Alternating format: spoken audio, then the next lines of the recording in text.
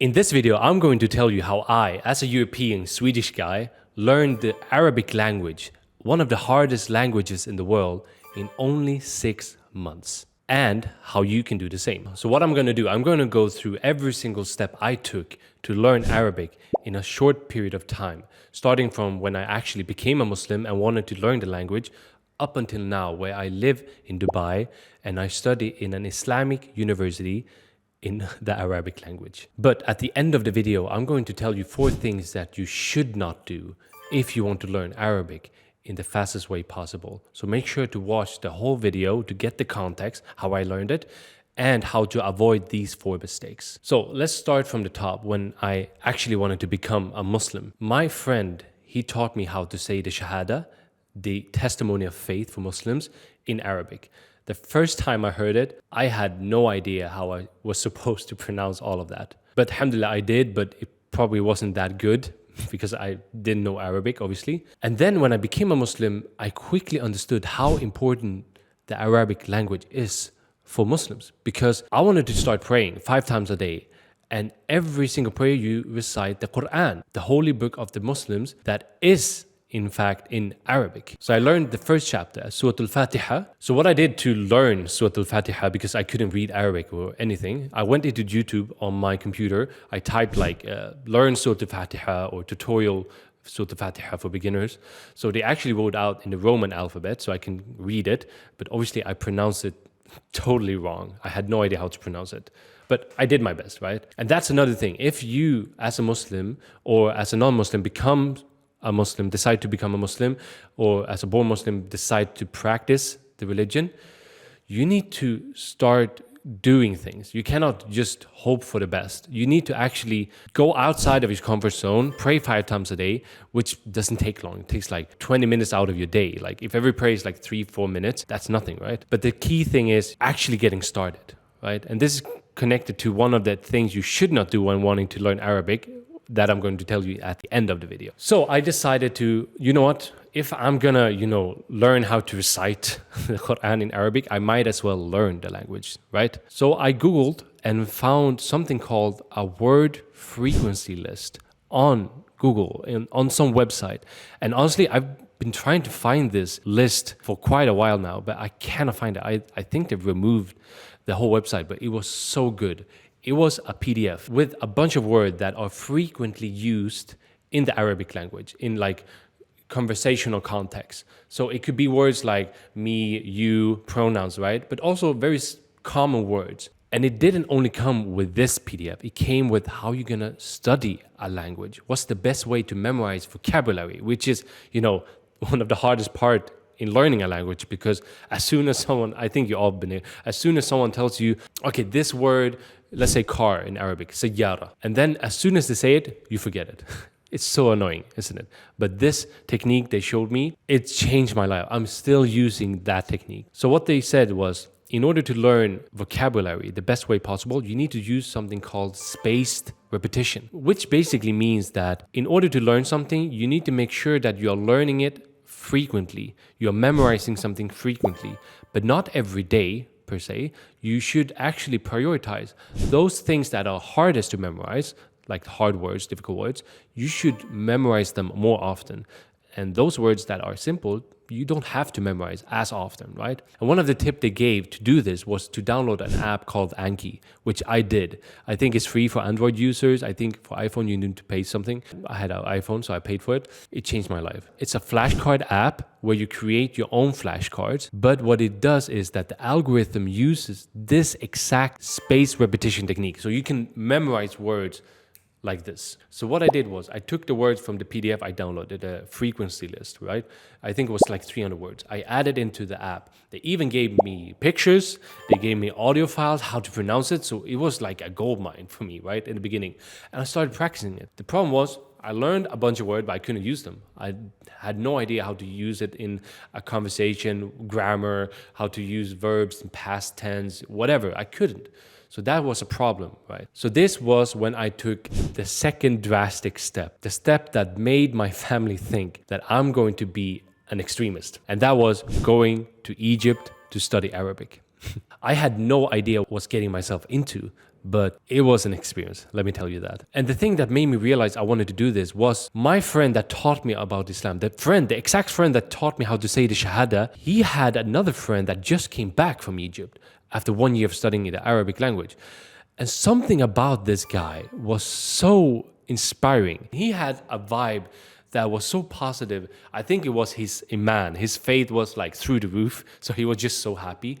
And he told me about living in a Muslim country, hearing adhan 5 times a day, praying in the mosque, learning Arabic, learning Quran. And you know, me as a Swedish guy, I've never experienced that. And now I've found this religion. I wanted to do all I could to devote myself to it. And what he told me was, it sounded like a dream come true. So very short after, I decided to go to Egypt. I found the school he was going to, like an Arabic center in Cairo, and I studied from 8 a.m. up to 12 p.m. non-stop Arabic. The teachers, they could barely speak any English, if at all. So we just had to rely on what they were trying to show us and describe the meaning of the words. And remember, the frequency list I downloaded from the website and the way how you should memorize words, that helped me so much. I don't know what I was supposed to do without that. So I figured out that, okay, if I'm going to do this, I need to structure my day in a way that I can do this in the best way possible. So I got my studies, 8 a.m. to 12 p.m. I cannot do anything about that. We got so much homework, like memorize 100 words per day, write, copy this text, like 2 pages and write it, so you can get used to writing Arabic, from right to left. If you're not used to it, like me, as a Swedish guy, you write from left to right, with the Roman alphabet. So I did like this. I woke up for Fajr. I prayed Fajr in the mosque. Right after, I started doing vocabulary. I started memorizing the words, the new words from yesterday. I added the new words. I did my homework if I didn't complete it after school from the day before. I did all of that stuff. Up until that point, I went to school at 8 a.m. and then we were there up until Dhuhr, 12 p.m. And then I prayed Dhuhr, went back home, slept a little bit because 4 hours of a language you don't speak, it makes you tired. So I slept for like 1 hour, 2 hours, and then I woke up, I did my homework, I did my memorization, and I even had a friend I used to call every single day for at least like 20, 30 minutes. And I told him, don't speak any language except Arabic with me. If I say something wrong, correct me. So this is what I did every single day because I wanted to learn how to speak it, how to use it. And boy, I did so many mistakes. I mean, I do mistakes today, but back then, so many mistakes. It was crazy, bro. I should be embarrassed, but somehow I wasn't. And then after that, it was time for Asr. I did some workout in the gym. And then it was time for Maghrib. I did some more Arabic. I did some Quran, reading Quran, some tajweed with a Quran teacher. And this really helped me to pronounce the word correctly, right? And that was my day, basically for 6 months straight. And then after 6 months, I had to go back to Sweden. There was some personal stuff going on with my family, so I had to help them out, right? But when I came back, I didn't stop. I didn't stop what I was taught back in Egypt, which many of my classmates actually did. They did this whole intensive study. They came back and they never used it again and forgot everything, right? That is not something I want to do. So what I did was I went online. I found myself a tutor that could help me. I can speak with him and, maybe 3 times a week or something, I think it was, so I can keep the language alive. And not only that, I went to the mosque and every single Arabic speaker, I went to them, I said, Assalamu alaikum, هل أنت عربي, أريد أن أتكلم معك باللغة العربية. I wanted to speak with them in Arabic. So I met them, I hanged out with them, so I spent my time, even though I was in Sweden, in my home country, I think I spoke more Arabic than I did speak Swedish sometimes, some days. So I tried to live the language. I really tried. So the first 6 months really helped me to build that foundation, to become fluent somehow. But, Arabic is such a big language. For your information, Swedish has 30,000 words. English has 600,000 words. Arabic has around 12 million words. So imagine how big of a language it is, how complex it is. But the beautiful part is, it's so logical. It's like mathematics. You really, like, those who know or you studying Arabic, you know what I mean. It's such a beautiful language. And you realize why Allah decided to send down the Quran in this beautiful language. SubhanAllah. And now what happened was I came back. It was 2019. So I became a Muslim 2017, went to Egypt 2018. I came back 2019 to Sweden. And that was when I got to know, alhamdulillah, my wife. And 2020, we got married and we said, you know what? Sweden is not a country we want to live in because it's not a Muslim country. There's a lot of things happening there with Muslims and everything. We want to hear that adhan every day at least. So we decided to at least try and live in a Muslim country. But we didn't know where though, right? So what we did was, this was back then when it was lockdown all over the world. So what we did was we went to the only place, I think, that wasn't under lockdown, and that was Dubai. So we went there and we had our vacation for at least under 2 weeks, and it was amazing. Let me tell you that. Like, me being in Egypt, I thought, like, I had a picture of what Muslim countries was like. It was like, chaos, traffic everywhere, people everywhere, like very different from Europe. But when you come to Dubai, you realize, like, dude, these people are so far ahead. The dunya, all the beautiful buildings, but they still keep the akhirah. They still preserve the religion. You hear adhan, even when you're in the mall, you hear adhan, you can go pray. You see all the people going to pray. It's so beautiful. So I told my wife, look, we are travelers, and a traveler's prayer is never rejected. It's always accepted by Allah. So I told her, let's make dua that we're going to live here someday. So we made, like, it was a long shot, right? Well, but we could at least try. SubhanAllah, when I came back from this vacation, I found out, we already knew my wife was pregnant, alhamdulillah, but I found out I lost my job because of the lockdown. No job. Allah mustaan. And was a lot of things happening, and we didn't know what to do. This was the time when my Instagram started to grow, and I decided to, let's try this. I recently became a personal trainer, and let's try this online coaching, fitness for Muslims, right? So I started it a little bit, but it wasn't enough. A friend of mine that came from Medina, he has a PhD. He studied in the Islamic University in Medina and got a PhD, alhamdulillah.